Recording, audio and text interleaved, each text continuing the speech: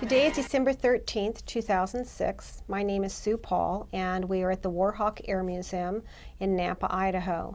I am conducting a Veterans History Project in conjunction with the Library of Congress, and today I will be interviewing Mr. Robert Wayne Lauritsen. Welcome to the Warhawk Air Museum, sir. Thank you. Also present in the room with me are Pat Cosgrove, Don Bittler, and Jan Peterson, all a part of the interviewing team. Sir, could you please state your full name for us? Robert Wayne Lauritsen. Could you tell us where you were born and the year that you were born? Okay. August 29, 1926 in Omaha, Nebraska. And could you give us your current address? The current address is 2901 North Willowside Avenue in Meridian, Idaho. And could you tell us, sir, which war or wars that you served in and the division of the military that you were in? Yes, I joined the Marine Corps on December the 8th, 1943, and served until August of 1946. I was called back into the service 5 years later on October 1950 and served with the 7th Marine Division in Korea for right about a year. Thank you very much, sir. Bob, you were born in Omaha, Nebraska in 1926. Did you live in Omaha, Nebraska as a child? As a child. I didn't travel over 50 miles from where I was born until I went into the Marine Corps. What was it like in Omaha, Nebraska? That was during the Depression. It was like Boise was about 10 or 15 years ago. It's now, of course, up in the 400,000, so they're a pretty good size city. That was during the Depression years that you were there. I remember the Depression years as being the happiest part of my life as a child. My sister, who's 8 years older than I, will tell a completely different story, how rough our folks had it. But to me, just oblivious of the tough times. So, what did your father do for a living? He was an electrician, journeyman electric, guy that wires your house and rewires motors and stretches wire and does all that sort of thing. And you had one sister? I have one sister and a brother, the brother's now deceased, and he was my sister's twin. So you were the baby in the family? I was the baby. And tell us about growing up in Omaha. What were your interests in high school? And well, just being boy, I guess. By the time I got to high school, I discovered girls. I played varsity football, pretty good at it, I might add, and lettered in track and in basketball, and loved it. I wasn't a good student. I wished I were, but I wasn't. But I never regretted school. I loved it. And so you were about 15 years old. How old were you when the Japanese attacked Pearl Harbor? 14 or 15. Yeah. And do you remember that day? Do you remember? Very much so. Tell us about that day. Very interesting. When we found out about it on the radio, my mother at the time was in the hospital. She had gone through some surgery. And my dad and I were getting ready to go visit her in the hospital. Of course, the information we were getting was awfully sketchy, hours old. But by the time we got to the hospital and all, my mother drew me to her side and she said, "Son, he said, this is awful about bombing Pearl Harbor." And I said, "Yeah, I don't even know where that's at." And we didn't, honestly. She says, "Thank God you're only 15. You'll be too young to get involved, and I'm told by the nurses this thing will be over in about 6 or 8 weeks. Well, little did she know. Did your brother go into the service? My father? Did anyone else in your family go into the service? My brother was in the service, and he was discharged with a medical discharge. And so you stayed in high school then, the first couple of years of the war. You were still in high school? The attitude with young men like myself at the time was get in the service, do something, win the war. I went to summer school 3 straight summers to take on extra credits, so I graduated in 3 years.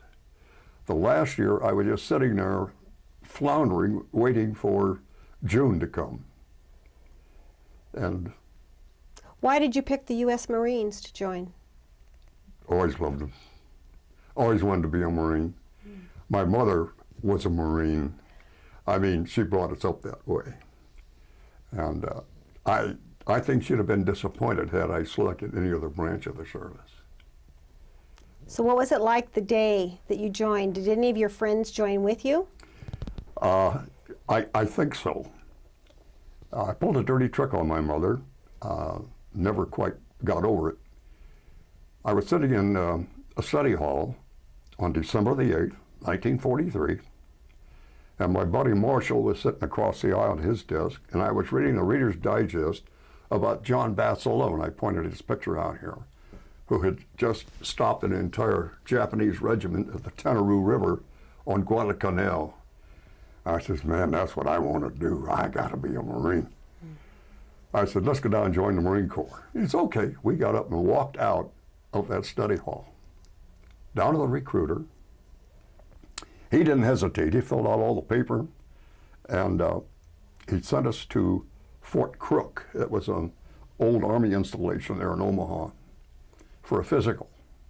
We came back, and I said, well, how long do we have now? And he said, well, as soon as you get your mother's signature on this, you're gone. I said, when's that? It's 8 o'clock tonight on the troop train. So I went home and I told Mom that I'd joined the Marine Corps. She says, oh, that's fine, son. She knew I'd be drafted that summer. She said, oh, that's wonderful. Well, you'll make a good Marine, so all that old stuff. And says, you know, your dad's going to be a little upset over this. Well, when he got home, wasn't upset, but he was concerned. And finally, my mother came to bat. She says, Milt, he wants to be a Marine. I'll let him go. They both signed the paper. She says, well, when do you think they'll call you, son? I said, tonight at 8 o'clock on the troop train. And I left that night. A blizzard. It took 2 days to get to Cheyenne, Wyoming, 500 miles away. Was your friend with you? No. So you're by yourself? Whether he got his parents to sign or not, I don't know, but that was the last I ever saw of him. So. And so, did you have a girlfriend at that point, or were you leaving behind? I had a little gal that I was kind of stuck on, you know. It wasn't really too serious. And so you left for basic training, for your training. Where did you go? Where did they send you for your training? Well, San Diego, Marine Recruit Depot, and it's 8 weeks. They totally dehumanize you and then build you up again, and I suppose that's what makes most Marines. Was it more difficult than what you expected? Well, it was different. I'd always been a fairly disciplined person, but this was a whole different ballgame. I'm showing a picture of the 1144th Platoon, U.S. Marine Corps, 1943 in San Diego, and I'm pointing out you. Mm-hmm. It might be interesting at this point to really look at those pictures. Those are all young faces. You were 17. 17. And everybody that I was associated with there was in that bracket. How long were you at San Diego? 8 weeks. 8 weeks. And then where did they send you? Camp Pendleton, Oceanside, California. Did you know yet what you would be doing in the Marines? Did you know what they were training you to be? Not really, but within about 5 days. We were sent to the camp. They separated a bunch of us. This bunch went that way, that way. You didn't know why. In about 5 days, I was informed that I was to be assigned to the 13th Marine Regiment, and that was an artillery regiment. Do you know why they assigned you to artillery? I had a suspicion. Probably due to my age, you couldn't be sent overseas and put into combat at 17. You had to be 18. Well, at 17, though, I could absorb a lot of training. So we just selected on that basis, I guess. And so how long were you at Camp Pendleton? Until, let's see, September. And during that time, then you were trained? Training in the field, shooting off the guns, hiking, schooling, that sort of thing. What size weapons were you using? Personal weapon? That you were being trained to use in the Oh, the artillery? 105 howitzers.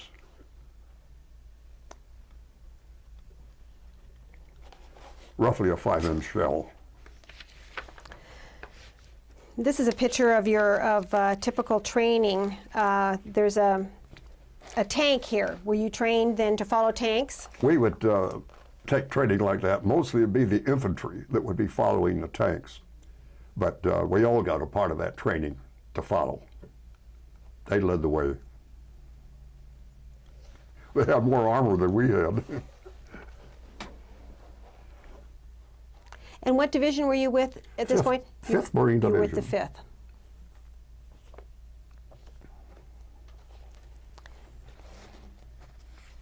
How many weeks were you here? It'd be from roughly February to September, so 6 months. Did you receive any further training in the United States, or did you then receive No. your orders to go overseas? No, we left the States in troop transports, and we went to Hilo, Hawaii, where we were transferred to a sugarcane railroad flat car and taken up to a little town called Kamuela. It was the headquarters of the Parker Ranch, the largest ranch in the United States. And it was called Camp Tarawa. It's where the Marines that came back from the Battle of Tarawa recouped and started to build this camp. Then they moved out again, and then we moved in behind them. And that's where we trained then until the following spring. And this, you still trained with the artillery then? You were yes, still the same? all the way. All the way through? All the way. All right. How long were you on the island? About 6 months. About 6 months Yeah. you were there. And then you received the orders for your division to move out? Done what? Then you received orders to move out? Oh yeah, And to go to where? Iwo Jima. But we didn't know that. We just went aboard ship. We knew it was combat, there was no question of that. It was just a matter of where and when. Well, the ship that I was on, unfortunately, spent 42 days at sea. All we did was go out and rendezvous while all the rest of the invasion fleet and support ships were catching up and joining until we were one huge armada. We sailed to Inuiatok, and from Inuiatok to Kwajalein, and then I got to back up. When we left Hilo, we went to Honolulu, and they gave us 3 days of liberty, and we had a ball. Well, they knew what was coming, so they were just giving us a good time. That's when we boarded ship again and then headed across the Pacific. You didn't have any inclination about D-Day at Iwo? After we got to about Inuiatok, we had daily briefings, and they would show us maps like you had over here in the corner. That's exactly the sort of thing we looked at. Let's stop for a second. Bob, could you show us on the map with the pointer stick where your route was from Honolulu? Honolulu is right here. We went down to the Gilbert Islands to Kwajalein. We got to jump off the ship and swim and do all those kind of crazy things. From Kwajalein, we went to Inuiatok. From Inuiatok, then, we went to Saipan, where the final arrangements were made, and then on into Iwo Jima. But from about Kwajalein to Saipan is when they broke out all of the plaster models, photographs, everything pertaining to the invasion. Where you would be, who you were, codes, passwords. I'll never forget the first day. The password was American-made automobiles. Well, my dad had an old Studebaker, and it was just getting dark, and I was climbing out of the hole, and the guy says, "Packard." I said, "Studebaker." I kept you from getting shot. At what point did you realize fully the seriousness of the invasion that your division was going to be involved in? the danger you're going to be involved in. At what point did you realize that when you were on board ship? So I don't think you really even think about that at that time. I do know this, that as we really got close, and we could start hearing the shells from the big naval ships and so on bombarding, you always had a few guys that suddenly professed their love for the Lord. And boy, if you get me out of this, I'll be a good boy. They weren't. That always bothered me. They go right back. Is this typical of the type of maps that you were shown to prepare you for the landing? This is extremely detailed. I don't think I've ever seen one quite this detailed. Lots of schematics. I recognize all of it, but they're positioning every gun that was being aimed at us, all of the beaches. It's pretty thorough. Were you apprised early on about how the Japanese were dug in on the island? How they had? Totally. So you knew they were in caves. You knew they were under the ground. You They had knew to be somewhere, but I can't remember the exact number of days that island was under bombardment. But they dropped enough shells on that to sink it. And they only killed some 20-odd Japanese in all that bombarding. We killed over 22,000 of them in hand-to-hand combat. So all that bombarding, they had 20 years to fortify the island. And that other little map that you and I looked at here had the positions of their guns. They had us zeroed in, every square inch of the island. One of their howitzers up in here could hit down here. They didn't need a forward observer. They just would look at the coordinates, put the information on their guns, shoot the shell. They knew it was going to go. So they just played havoc all the time we were on the island. No one was ever safe on the island at any one time. How many of you debarked at the same time? How many in your group arrived at the island and went off of your ships onto the island at the same time? About how many? Well, I don't think I can answer that. My battery was 164 men. There's four batteries in four batteries in a platoon. I mean, a platoon has 164. And you've got four platoons in a regiment, so it starts to add up. I don't know if that answers it or not. It does. Could you tell us about the day of the invasion? Yeah. We were located out in this area, and I was in an LCVP with about 50 doctors that I was supposed to escort in and turn over to the beachmaster. I don't know why I was chosen for that job. Anyway, all we did was just float around. Just about everybody was seasick. This went on for hours. Well, the invasion came off at I think around 8:30 in the morning, the initial invasion, and I hit the beach about 3 o'clock in the afternoon. So it was quite a while to be out there in a boat just bouncing around. We had a good view of it. Again, we were further down here with it was Zura or the Iowa. My memory starts to fade sometimes.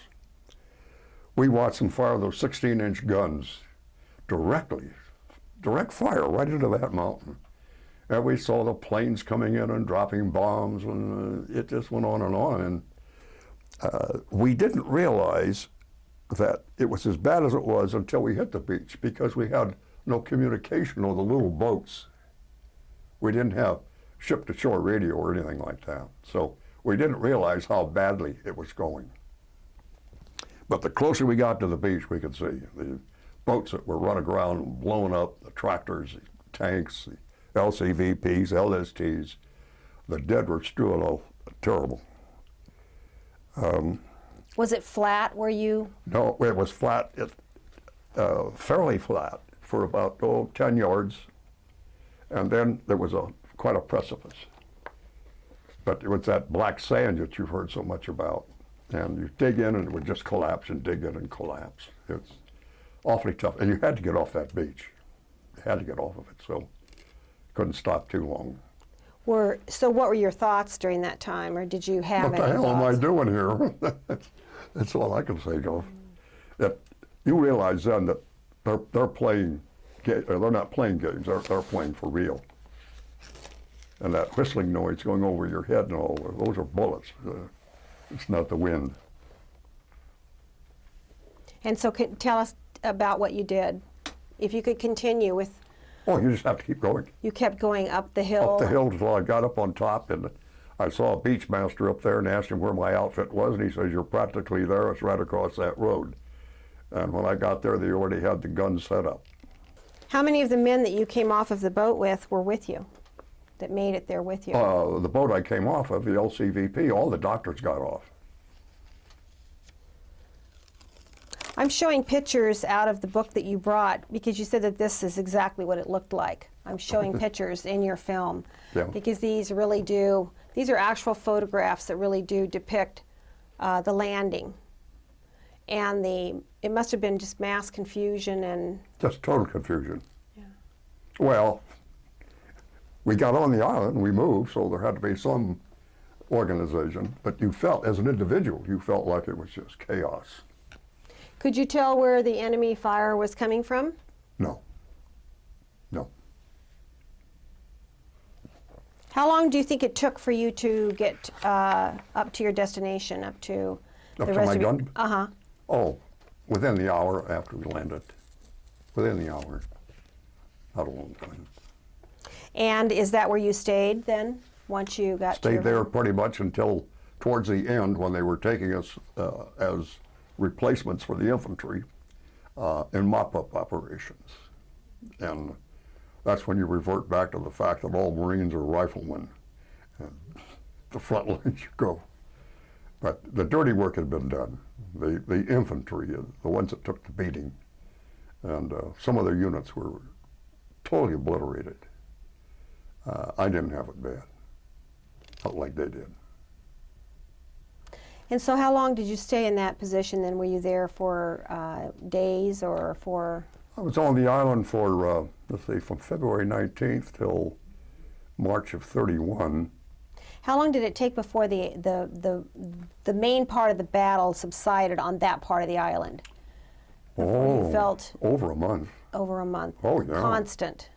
Oh, yeah. Did you tell us about the Japanese? They were in tunnels. They were. I read somewhere that it was very difficult on the Marines because you couldn't see your enemy, so you couldn't tell morale-wise how well you were doing. That's right. Yeah. You just didn't know. You didn't know where it was coming from. They'd pop up maybe one at a time, take a shot, go back in the hole. The next time they'd roll out a big howitzer and fire 15, 20 rounds, go back into a cave. And they just kept that up. You had to catch them coming out because they were very well protected. And they were what they call crossfire. This cave and this cave could crossfire and help each other. So it was doubly bad. Tell us about when you heard that the American flag had been placed on Mount Suribachi. It was about the fourth day, as I recall. They'd already put up one small flag. It didn't seem to draw too much attention, but we were located right here at the foot of Suribachi. And one of the guys in the gun section said, "Hey, look at that, they've raised a bigger flag up there." And I looked up at it and said, "How about that?" So at that time, we figured it meant that we were winning the war. Did you climb to the top of Mount Suribachi? Did you climb up to the top? No. No. No desire to. The darn hill was still full of landmines and all kinds of debris. We were too busy down here firing. This is a picture of some of the men in your group with your gun. And then this is a picture of several of the caves that you mentioned that the Japanese had dug. Tell us why Iwo was so important. Small, little, tiny island, 8 miles long. I mean, why was it so critical? Why did so many It's the people die on that island? best part of the whole story. Tell us the story. And although we lost 6,200 Marines, remember that on Motoyama number 1, it was large enough to accommodate a B-29. We had B-29s flying out of Saipan and Tinian. Those boys would fly all the way to Japan. Well, a lot can happen between, I forget how many miles that is, but it's horrendous. They'd get over there, they had no escorts because we didn't have a pursuit plane, if you will, that had any range to it. At that time, the P-51 was about the only thing that could carry enough fuel if they could get to them. So they had to fly over these areas virtually naked with no support at all. If they got shot up or lost an engine in dire straits, they had to crash at sea, plain and simple. I did see the first B-29 come into Iwo. In fact, we pretty well cannibalized part of it. I had a watch band I made out of aluminum that I don't know where it's at. But anyway. What was it like when you saw the first American plane land there? That's the first one I'd seen. And that was a big baby. Well, from that day on, we saved more American airmen and salvaged those airplanes that died on Iwo by a factor of 4 or 5 to 1. And the Japanese would not let this island. They were willing to have 23,000 soldiers die because it was so close to mainland Japan. 700 miles. Only 700 miles away. So you see a B-29 could fly over there and back in no time, and with the P-51s that came aboard, they would escort them, so the zeros and all that didn't mean anything. It was a turkey shoot from then on. When things subsided to some degree on the Mount Suribachi side of the island, did you move forward then into the other area of the island? No need to. Again, a 105 howitzer can fire quite a distance. And when you're only looking 8 square miles of land, you could walk out there in 3 or 4 hours. So that gives you some idea how long it took or how many died to take so little property. Did you have a good indication, or did the other men with you? Did you all have a good indication that you were winning, that you were annihilating or getting rid of, killing the Japanese soldiers that were on there? I don't know that we felt that way about it. We kept getting requests for firing our guns. That means they had targets. I do remember that those guns were being elevated in all different ways, so they were moving us around, but by numbers, not by feet. No, the guns. So we did a lot of traversing with the guns, and we kept firing almost up to the bitter end. Those cells are cheaper than Marines. When did you find out that it was the end, that you'd taken the island? When they told me it was, when I was going home. Really? Yeah. Uh-huh. Yeah, they just came in and just said, that's it. And they took us out in groups. And, we had to march down to the beach. They picked us up in LCVPs, took us out to an APA that was out that's a troop ship. The USS Golden City, I'll never forget it. When we got aboard, the captain apologized. It was obvious that the ship had been through something. Well, it had been shot out in the Philippines, and it was being sent home. But they were set up to pick us up, to take us. And he apologized because he didn't have much food aboard. We would get 2 meals a day, coffee and bread in the morning and an apple and bread at night. That was, I think, 15 days of that. So these are a few other pictures I'd like to show. It shows, I believe, probably, I think it's the first flag that was raised, but also what it looked like on the island.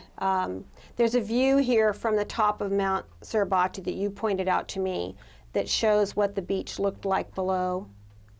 The island was rocky and desolate miserable. and miserable. You had a very close friend who died there. Yes.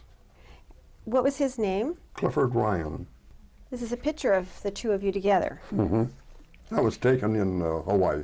He served with you on Iwo Jima? Oh yes, that's where he got killed. He was a radioman in a Jeep, and he came in on the third day, and he got killed the same day. Were you near him when that happened? Were you with him? No. Another picture that you pointed out to me that I think is important to show is the actual beach itself and what it looked like. Typically, with the ships and the beach blown up and this sort of thing that I'll show in the film also.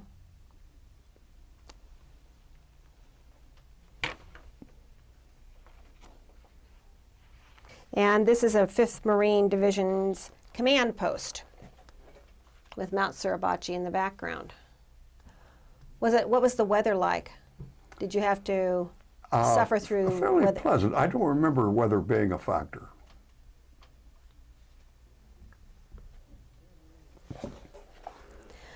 Tell us about when the B-29 came. Was it the first one to land on the airstrip, the B-29?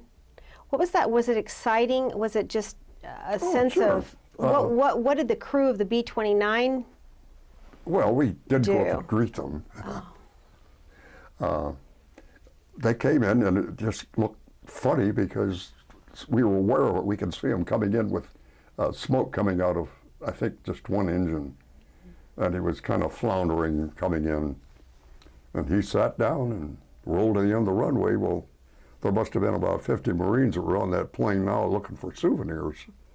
But they were still fighting up there on Notoyama number 1 when he came in. A lot of small arms fire. But a real tragedy was days later. They brought in a squadron of P-51 Mustangs.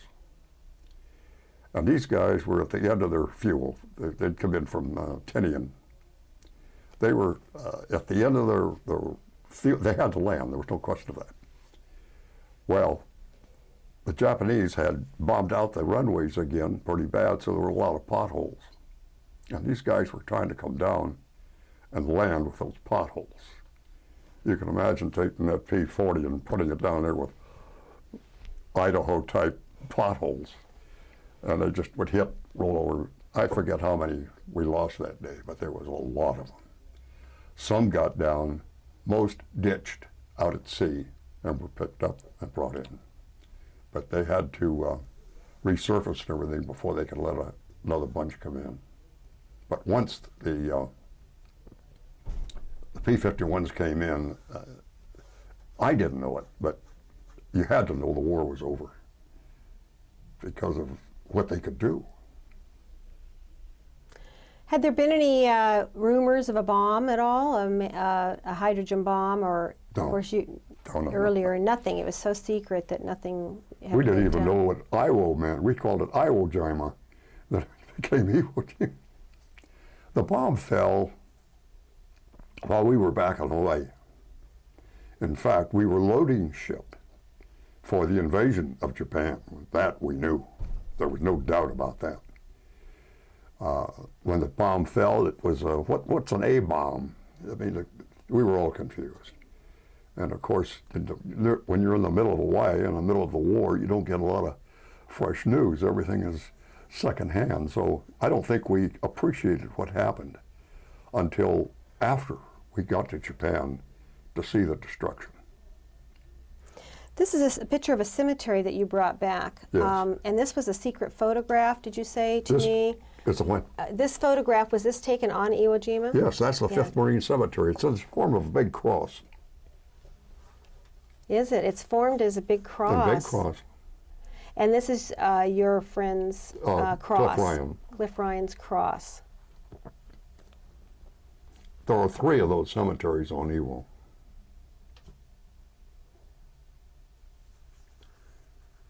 Third, 4th, and 5th Marine Division. You were a part of one of the most significant, brutal battles of the history of World War II.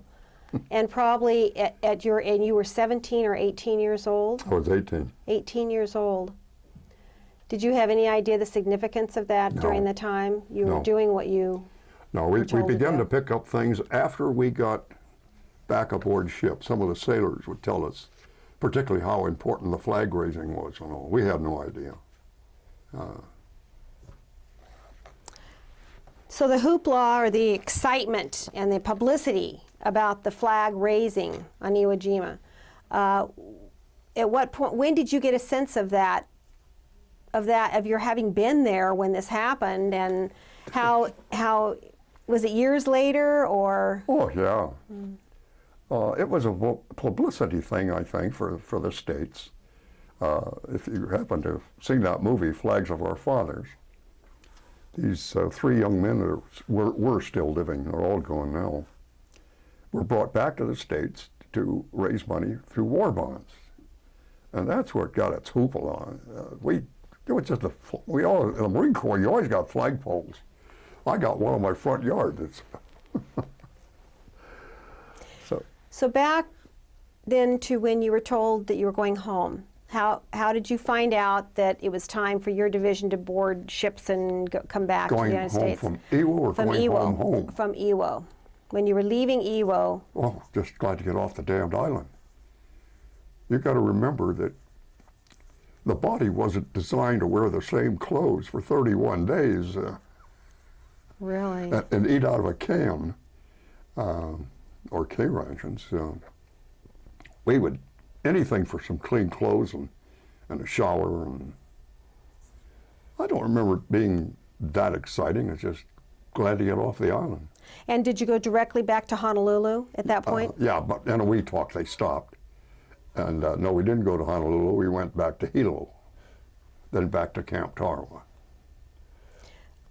Were you told right away that you would be that they would be preparing you for the invasion of Japan? Did you know that was the next fight? It never came out quite that way. It just was assumed. If you looked at the maps and all, you could see we're now only 700 miles away from the mainland. And boy, we were taking on heavy replacements, and they were sending in Marine conscripts, really beefing us up with a lot of people. That's a sign it's going to be a big one. But other than that, it was just the normal routine training. Where were you when the war ended? In the Kamawela, there at the Camp Tarawa in Hawaii.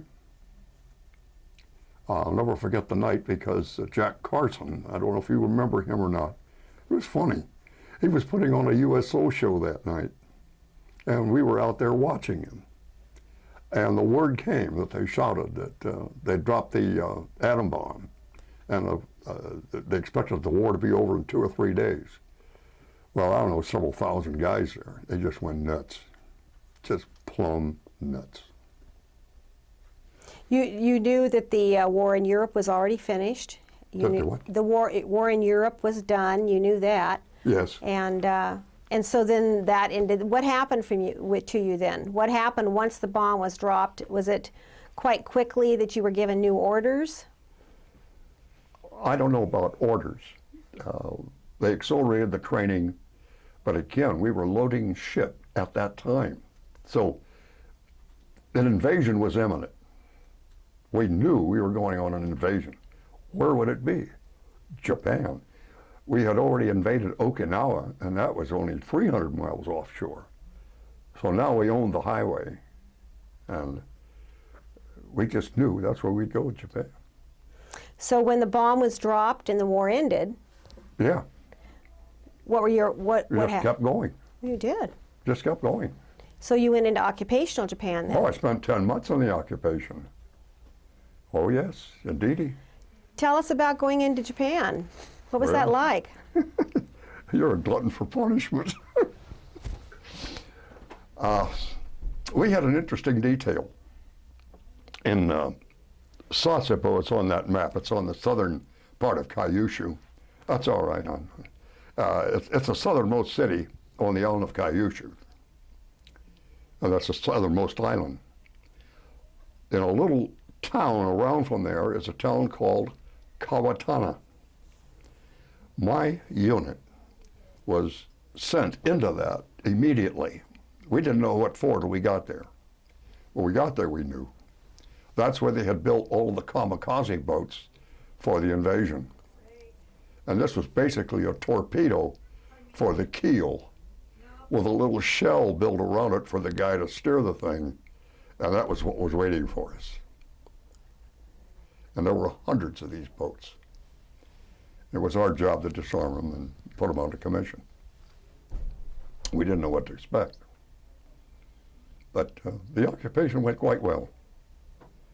How did you feel about being around the Japanese people, having fought them, and now we to be in there? were warned to be extremely careful, be diplomatic. If you don't like them, stay away from them. Well, I tell you, it doesn't take long to see how industrious those people are. When you see those little kids, fourth and fifth day, pick up our beer cans, cut out dolls and pinwheels and trinkets to sell for Chocolatto, you pick up with the kids pretty fast. And it went relatively smooth. I don't say I hated them. They were darn good fighters, obviously. But as I spent more time there, I learned to appreciate what they do. No animosity. Did you see the results of Hiroshima and Nagasaki? Oh, I was stationed in Nagasaki. In Nagasaki, what was that like? These are pictures that you brought. I think I showed you a few pictures. Couldn't believe it.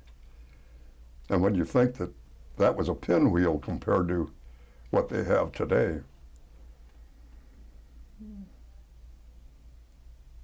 What was your assignment other than the crafts that you were, was that your main assignment was to disarm the crafts that you found? That was our first assignment. In Nagasaki? Yeah. Well, it was outside. Sasebo. After we disarmed the boats, we went into Sasebo for about a month or so, and then up to Nagasaki. I also had the advantage of going to Hiroshima. I was riding guard on a troop train, and we were in Nagasaki and Hiroshima both. So, other than the desolate landscape, which we're seeing in these pictures, what about the effects on the people? Did you see much of that? Not at all. Not at all. And there were lots of people. I'll just show one more.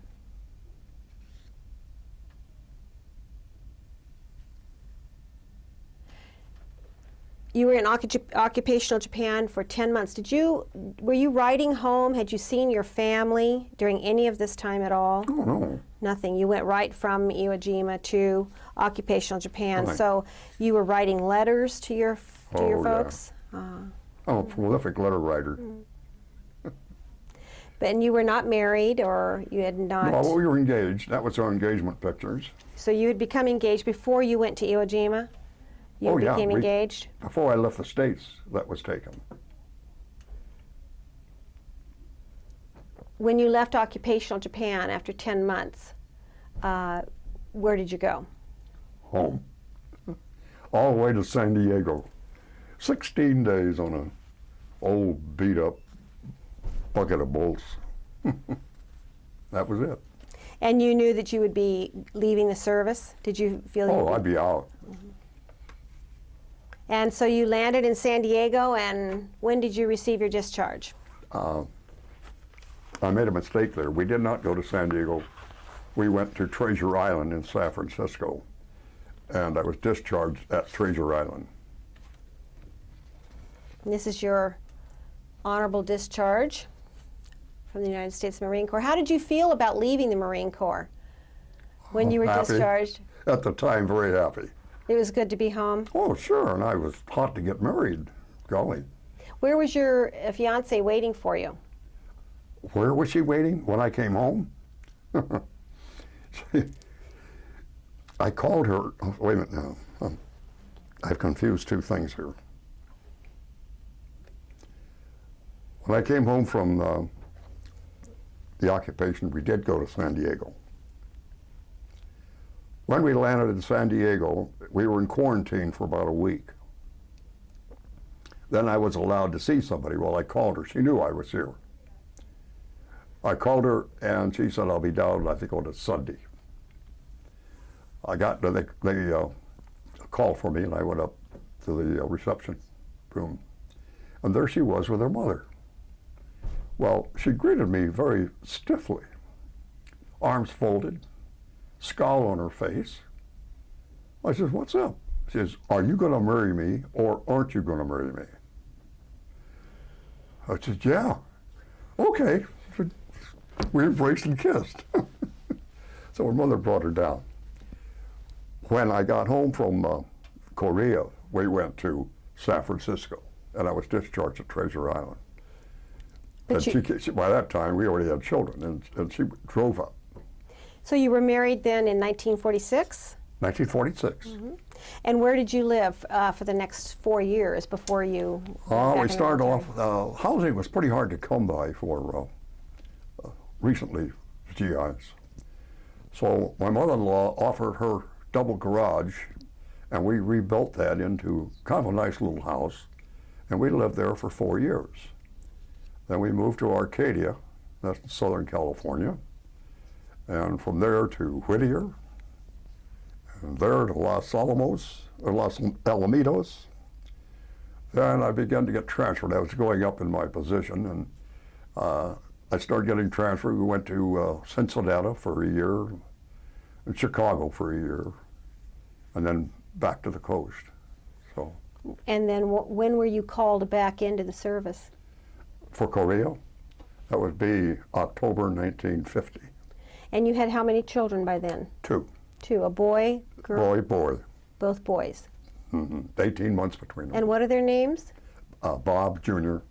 and Jack Clifton.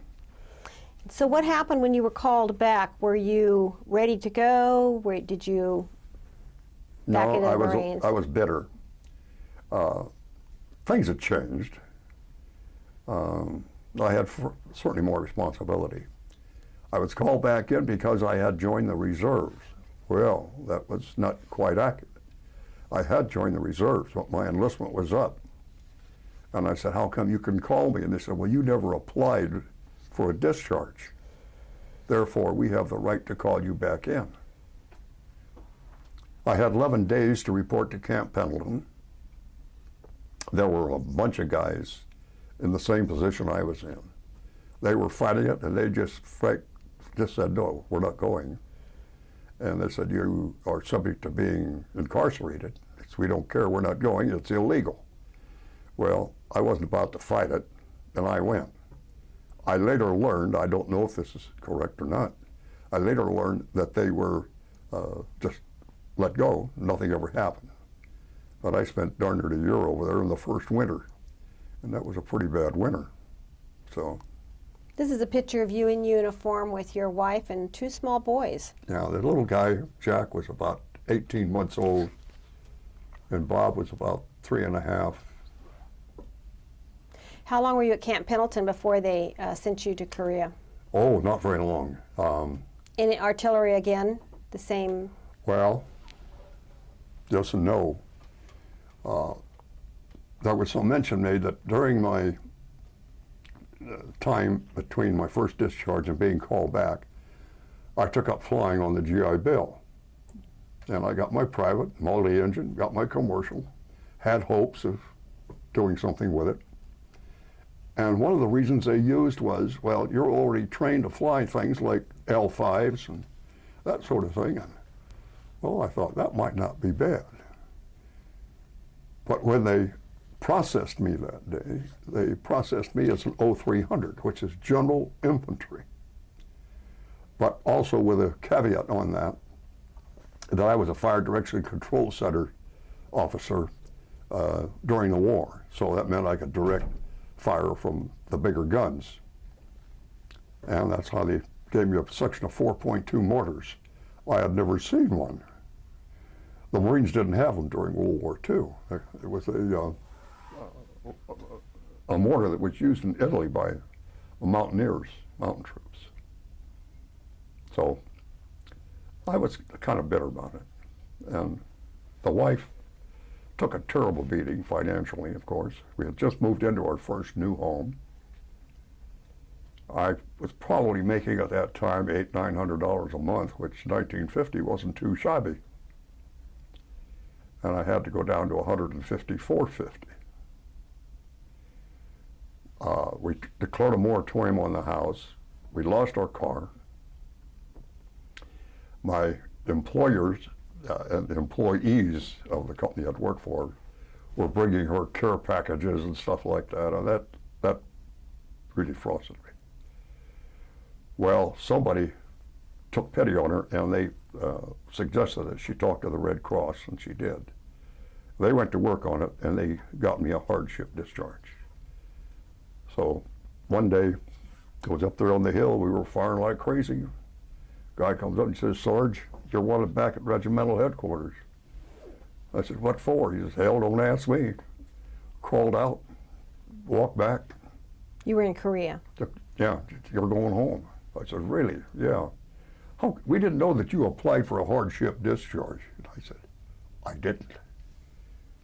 Well, anyway, I went home. Back to Korea, you were there for a year. Where were you in Korea? We landed in Busan. That's a pretty good sized town. What's the capital there? Seoul. Outside of Seoul. They had just one Seoul back. And we were waiting for the Marines to come down from the Chosin Reservoir. But they needed some help to get down. So they gravitated some of us up the coast and fought rear guard action while these guys came down through us onto the ships and then on down to Incheon. So I got a little taste of the winter. The winter was very harsh. Oh. Did you engage in combat? Pardon? Did you actually engage in combat? With my mortars, oh, the whole time. The whole time. Never lets up. How was Korea different for you than World War II? On Iwo, you could be injured or killed at any moment. That never let up. Again, because they had everything zeroed in. In Korea, you'd be on the lines for maybe a week, real bitter fighting. Then they would relieve you, and you'd go back where that one picture of in the tent, where we're eating chow. That would be a relief area. You'd get a change of clothes. You'd get some fairly decent food. Get plenty of beer, and then about another 5 days, you were sent up to the front again. So you just back and forth, back and forth, back and forth. Did you have a sense in Korea that you knew what the war was about, the same way that you had a very definite sense during World War II? You don't want me to get into politics, do you? Just if you can tell us how you felt it then rather than now. Tell us at that time in your life, while you were in Korea, were you aware of why you were there, or was it later that you? Only in that we were supposed to be fighting a war in behalf of the United Nations. This was not our war. And I saw some things I just don't really particularly want to talk about. But we were never going to win. Tell us about Douglas MacArthur, what you felt about him as a military leader. From the beginning? I think I said in the Marine Corps, during the war, MacArthur's name was not too popular. Why is that? Well, he was Army for one thing. He lived a pretty well privileged life. He hadn't done anything that any of us could say was spectacular, but that's a minor thing. When we got to Japan, and he headed up the occupation, I've never seen a country conform to an idea as they did to him. He spent his days, just like going to the office every day, in the Daiichi building. That was the main civic building. And the Japanese would line the streets, both sides of the streets, for 1.5 miles, 2 miles on each side, watching him come and watching him go. And if you read what he said during the surrender, there was no vindictiveness there. He wanted this to be right for everybody. And he went out of his way to make sure that the Japanese were not abused as the vanquished. And I would say that he gained stature with the Marines above and beyond. They put him right up there with some Marine generals. What about George Patton? George Patton, best movie Hollywood ever made. Oh, I'm serious. Who did you admire the most in your military career? Did you have any one person that you think about that you believe was a great military leader? Well, of course, you always got your friends and buddies. Are you talking about a leader? Mm-hmm. A military leader. Military leader. Well, there was a chap by the name of Roy S. Geiger, General, Marine Corps. He was an aviator, by the way. He was a Marine aviator. He interviewed my troops in Sasebo. I was at that time the permanent sergeant of the guard. We had companies of guardsmen that did patrolling and so on. And for some reason they chose mine for the review. And he came up to me and he looked at me and he said, "Well, Sergeant, says, they look pretty good." He said, "Tell me, any problems?" We'd already been there like 9 months. I said, "Yes, sir, we have a pretty serious problem." He said, "Oh, what's that?" And I said, "Well, these K rations and C rations are getting pretty old for these guys." He says, "You're kidding me." I said, "No." I said, "Especially when the Air Force is eating steaks over here, the Army is eating chicken over here every day, and we're still eating out of tin cans. I just don't think it's right. Sergeant, I'm going to take care of that." And that night we had fresh meat, fresh milk, fresh everything. It was the first decent meal we'd had, and, well, we were eating Japanese food. That's what we were eating, for fresh food, which wasn't all that bad if you could stand the smell. Did you feel that, you've mentioned that the Japanese soldier you felt was a good fighting soldier. Oh. What about the Koreans that you were fighting, the North Koreans? The ROK, Republic of Korean troops. There were some good ones and there were some that weren't very good. Primarily training. They just didn't have the training nor the equipment. A lot of people don't realize what it takes to fight a war, and they start a war and then they say, "Well, gee whiz, you're shooting at me. I don't like that." Well, they just really weren't capable of handling it. You mentioned that we were fighting for the UN. The UN, Yes. It was a UN war. Was that a really new phenomena, a different feeling for you to be fighting for? The UN was very new at that point. How I came to this conclusion about the United Nations was I had nothing against them. Could care less. Building in New York. When I was a floor observer calling fire for the 4.2 mortars, we took a hill that I remember as Hill 362. I might be off on that number. We'd take it in the daytime and then abandon it in the evening, and the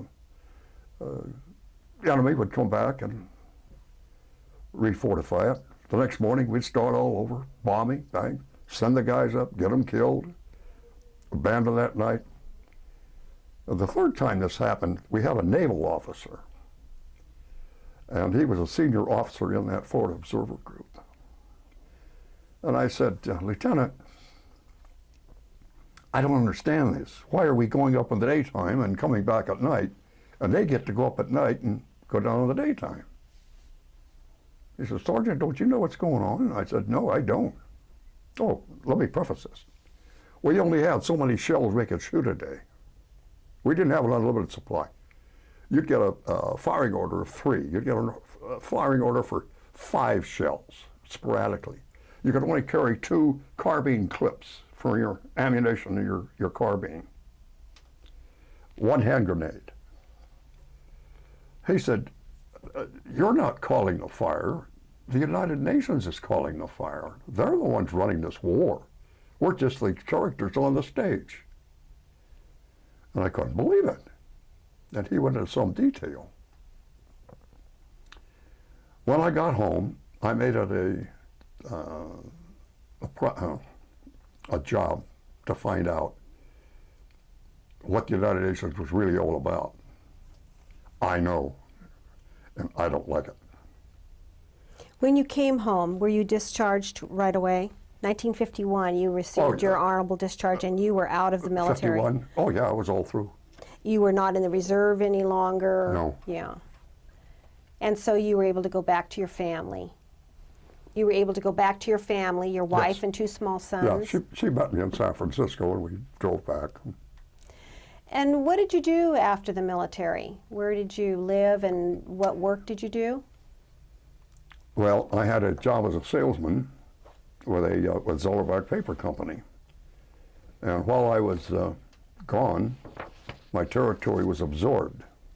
When I came back, even though they had to guarantee you a job, it just wasn't going well.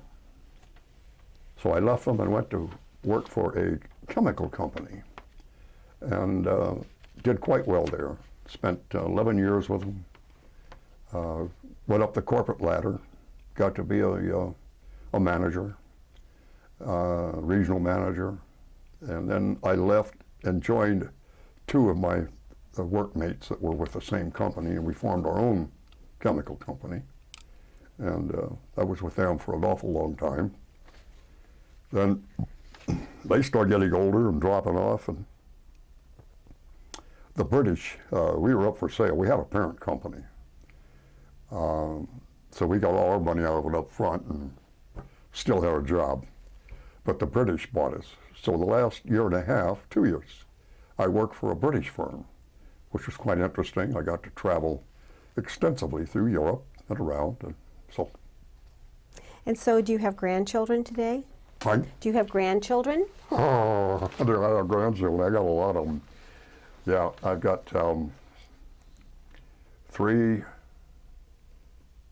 6 grandchildren. I've got 5 great-grandchildren. That's incredible.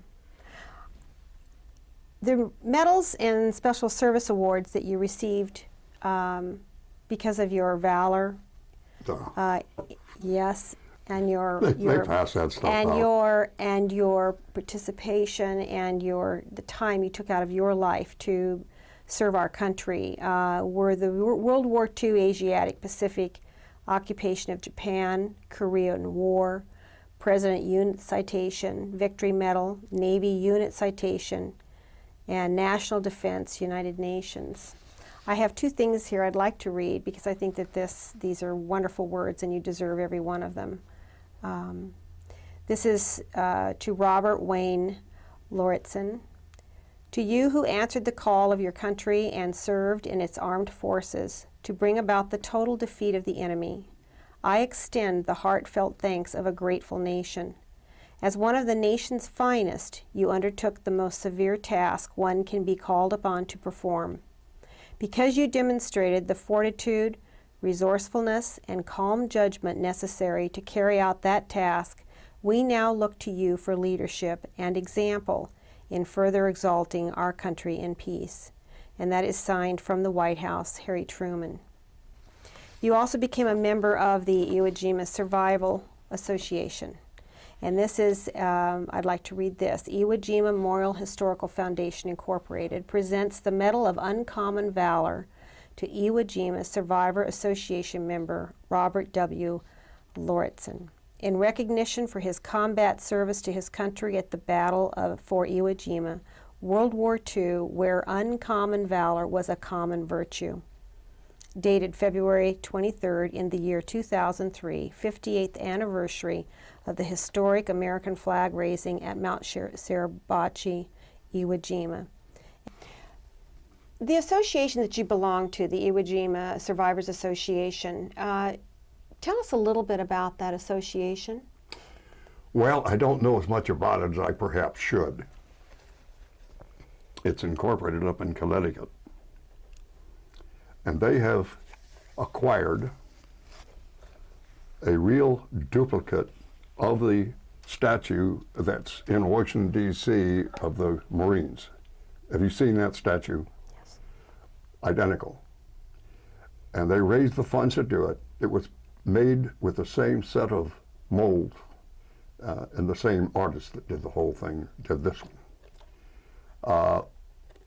They seem to be more orientated towards the 4th Marine Division. But I called Washington, D.C. one time trying to find some organization to link up with. Like I told you, I just felt that I wanted to be the last one. And the woman on the phone recommended them. So I joined them and gave them a lifetime membership. And tell us what you meant by what you just said. We'd like to have that with your film. That you plan to be, tell us what you said. You plan to be the last Marine. The last living Marine to have served on Iwo Jima. That's a great goal, sir. Keeps me alive. Well, I'd like to thank you so much for coming out to the Warhawk Air Museum and allowing us the extreme honor of preserving your military history here at this museum. It's such an honor to have you here, to have met you. We can't ever thank you enough for everything you've done for our country. I know you were a young boy and did what you were asked to do to serve this country, but every single moment that you served helped to make this country what it is today, so that your children, grandchildren, and all of those great-grandchildren have the opportunity to live in the most wonderful country in the world. We can just never thank you enough for that. We hope you'll come back and visit us often, and that you'll bring all of those children and grandchildren here to see, They're rascals. to see what you lived through. Thank you again, sir. Well, it's a pleasure. I hope I haven't bored you. Oh, not in the least.